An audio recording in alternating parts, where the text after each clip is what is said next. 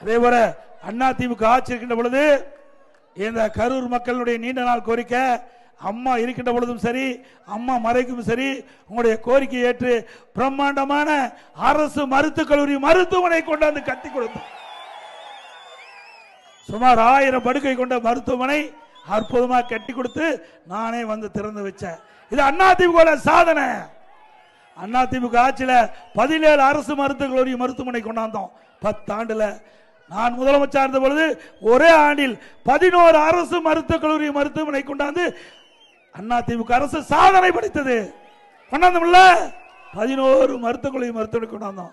திமுக ஆட்சிக்கு வந்த பிறகு 4 வருடம் நிறைவு பெற்று விட்டது. 5வது ஆண்டு அடியெடுத்து வைக்குது. ஒரு அரசு மருத்துவக் கல்லூரி கொண்டாந்தாங்களா? கேட்டா மத்திய அரசு கொடுக்கலைங்கிறாங்க. ஆனா மாண்புமிகு அம்மா இருக்கின்ற பொழுது மத்திய அரசு கொடுக்கல, மாநில அரசாங்க நிதியிலிருந்து இதை புரட்சி தலைவி அம்மா கரூரிலே பிரமாண்டமான அரசு மருத்துவக் கல்லூரி மருத்துவமனை கொடுத்த அரசாங்கம் அதிமுக அரசாங்கம்.